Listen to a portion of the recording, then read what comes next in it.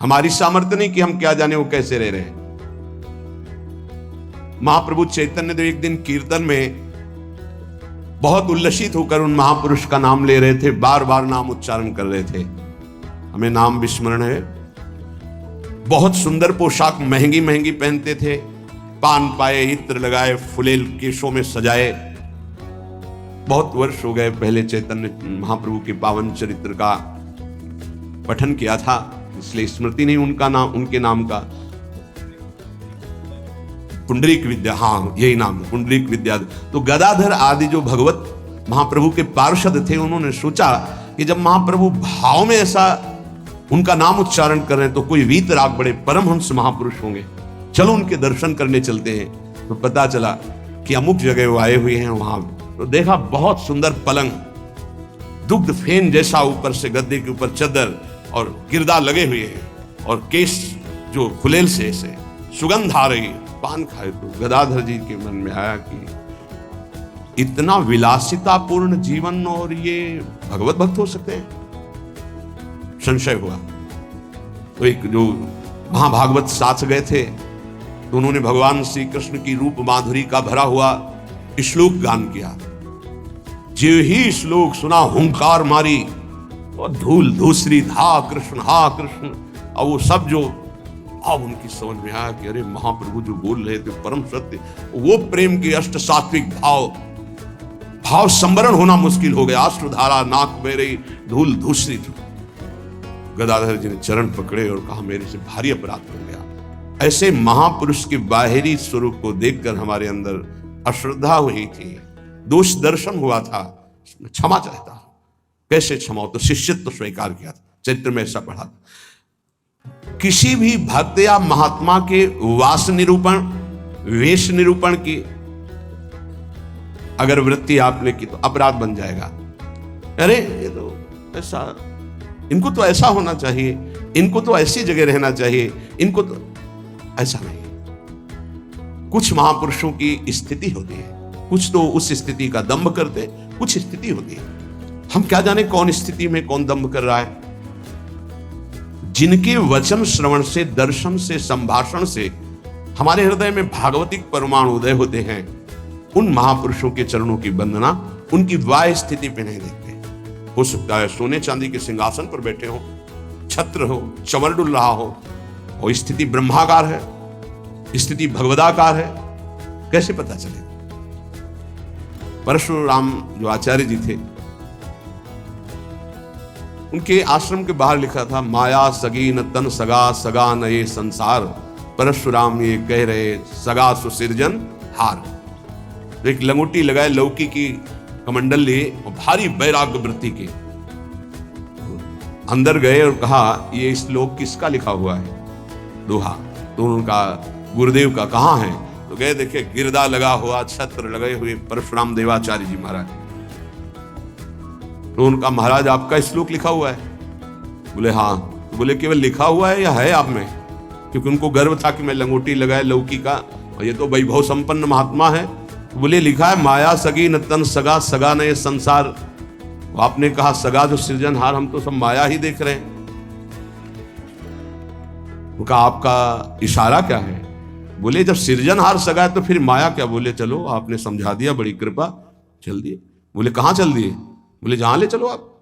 वो स्थिति प्रज्ञ महापुरुष थे। चल जब 10-12 किलोमीटर चले तो बोले भिक्षा का हमारे समय हो रहा। तो बोले परशुराम देवाचार्य ने आज तक कभी हाथ नहीं फैलाया, आकाश वृत्ति पे हम रहते हैं, प्रियालाल जैसी व्यवस्था करते हैं उसके अनुसार रहते हैं। बोले हम तो भिक्षा वृत्ति से रहते। बोले जाओ मांगने। बोले आपके लिए भी ले आवे, कभी किसी का सहयोग नहीं चाहा, केवल सीधे प्रियालाल से आप अपने लिए लाइए और पाइए, और जहां आपकी इच्छा वहां ले चले। वो गए भिक्षा लेने, वो जंगल के एक जगह बैठे हुए थे, तो वहां से राजा की सवारी निकली। देखा परशुराम देवाचार्य उतरे, साष्टांग दंडवत। महाराज यहाँ कैसे? प्रभु की इच्छा। बड़े सौभाग्य की हम तो भगवान की असीम कृपा मानते हैं कि आपके दर्शन। हमारी इच्छा है कि हम कुछ राजभोग तैयार करवाते हैं, जैसी हरि की इच्छा। देर न लगी, वहां रसोईया लग गए, कढ़ाइयां। महाराज अगर यहां विश्राम करें, बस इशारा हो जाए तो जैसी हरी इच्छा, खुदाई शुरू, आश्रम निर्माण की नींव के लिए खुदाई शुरू, कढ़ाई चढ़ गई, बनना शुरू हो गया। वो संत आए 1 घंटे बाद, वहां देखा, बोले हाँ क्या हो रहा है? बोले यहाँ आश्रम बनेगा, ये रसोई बन रही। तो उनका महाराज ये क्या लीला है? तो बोले तुम जिस वैराग्य के अहम वृत्ति को धारण किए हो, उस अहम वृत्ति का त्याग करो। वैराग्य का तात्पर्य होता है राग रहित, स्पृहा रहित होना। वो चाहे असंख्यों के वैभव में बैठा है, लेकिन राग और स्पृहा रहित है। अगर एक लंगोटी का भी राग है, लौकी के कमंडल का भी राग है, शरीर का भी राग है, वो रागी है, वो वीतरागी नहीं है। वीतराग की स्थिति को समझना बड़ा कठिन। दत्तात्रेय जी महाराज से यही पूछा कि आप कोई कर्म नहीं करते, कर्म ना करने वाले को विषय नहीं मिलता, और विषय सेवन ना करने से ऐसा स्वास्थ्य कैसे हो सकता है आपका? तो उनका मैं अखंड प्रसन्न रहता हूं, इसलिए ये भोगों से स्वस्थ नहीं हूं, मैं अखंड प्रसन्नता को प्राप्त। कभी राजमहलों के राजसैयाओं पे शयन करता हूं, तो कभी राख की ढेर पर शयन करता हूं, कभी बड़े बड़े राजाओं से सम्मानित होता हूं, तो कभी फुटपाथ में लेटकर अपमान को भी प्राप्त करता हूं। मुझे न सम्मान न अपमान, किसी का प्रभाव नहीं। इसलिए किसकी क्या स्थिति कैसे जाना जा सकता है?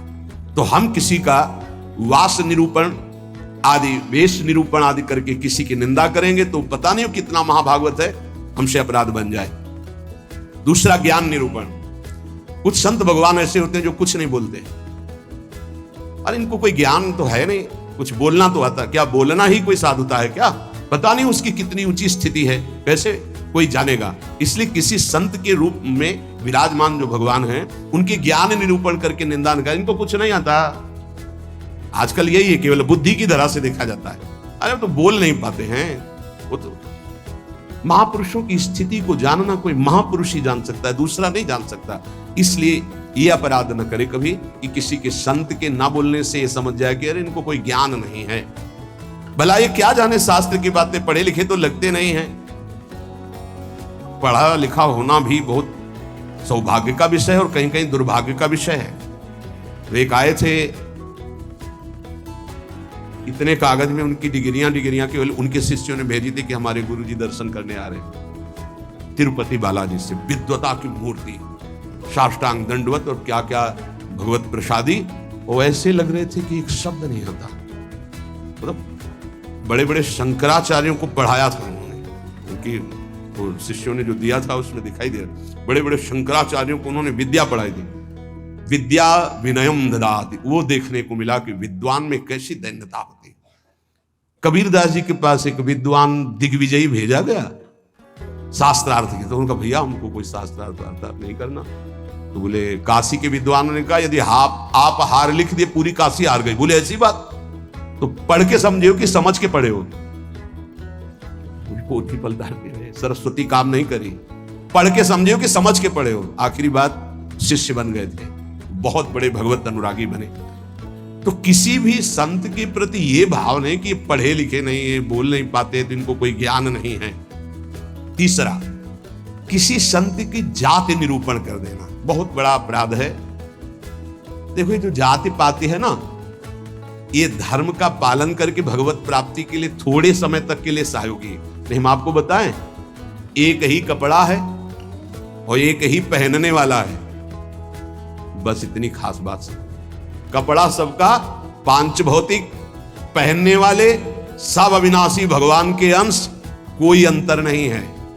बस अंतर बनाया गया है इस अंतर को मिटाने के लिए कि हम साधन पद्धति से अपने अपने धर्म का पालन करते हुए परम धर्म भगवान को प्राप्त। लेकिन जो परम धर्म में स्थित है, भागवत धर्म में, उनकी जाति निरूपण नहीं करना चाहिए कि ये तो सुना है कि अमुक जाति के संत हैं। बड़ा अपराध होता है, बड़ा अपराध। ऐसा कभी नहीं करना चाहिए। हाँ, चरण रज लेके माथे पे लगा, अहो बत्सो पचतो गरियान यज्ञ भाग्य वर्तते नाम तुभ्यम। देखो राजसू यज्ञ में पूर्णता स्वपच वाल्मीकि की पूजा करवाकर श्री भगवान ने इसीलिए करवाई, इसीलिए करवाई। सब बड़े बड़े महापुरुष आए थे, लेकिन दैन्यता की मूर्ति भगवत भाव में निरंतर डूबे हुए स्वपच वाल्मीकि जी की आराधना करवाई कि पूर्णता उन्हीं से हुई। जो दैन्य है वो महाभागवत किसी जाति पक्ष से नहीं देखा जा सकता कि अरे तो ऐसा जो देखेगा तो उसके सुकृत नष्ट हो जाएंगे। पूज्य बाबा। चौथा, वृत्ति निरूपण। ये तो पड़े ही रहते, हमने कभी इनको माला लिए तो देखा नहीं, और कुछ भजन ध्यान तो करते नहीं है, इसलिए तो केवल हमें लगता है कि बस खाते पीते हैं इसी में, और कोई भजन नहीं। ये हमने संतों को देखा है। एक संत भगवान 8 बजे सुबह उठते थे गंगा नहाने के लिए, 8 बजे सुबह, पर वो एकांत में, तो लगता 8 बजे सुबह गंगा स्नान करते हैं, प्रायः 3 बजे स्नान होता। तो एक दिन जिसमें वो शयन करते थे उसमें गए, काफी बड़ा था, एकांत में आसन की, आज इनकी वृत्ति देखेंगे क्या है। बहुत ही गंभीर मुद्रा में वो रहते थे, पर प्रायः पूरे आश्रम में था कि ये प्रमादी हैं, सोते रहते हैं। 11 बजे तक उनको जगते पाए, जहां सब लेटे उनको उठ के बैठे, वो लेट गए थे, उठ के बैठ गए। 3 बजे तक बिल्कुल एक आसन पर, 3 बजे फिर लेट गए, 8 बजे सुबह। संतों को जानना बड़ा कठिन है, उनकी क्या दिनचर्या है, वो कैसे भाव में रहते हैं। केवल बाहरी व्यवहार देख करके उनकी निंदा कर देने से सुकृत नष्ट हो जाएंगे, भक्ति ढक जाएगी। स्वरूप निरूपण, ये महात्मा में तेज तो है नहीं चेहरे में, ये तो ऐसे ही मालूम देते हैं, कोई साधु तो नहीं, क्योंकि चेहरा नहीं बता रहा है। नहीं, ऐसा नहीं है। अगर महात्मा की पहचान करनी तो तुम्हें महात्मा होना पड़ेगा। महात्मा बनकर ही महात्मा को पहचाना जा सकता है, दूसरा नहीं पहचाना जा सकता। बाहर से किसी के रूप को देखकर थोड़ी तुम जान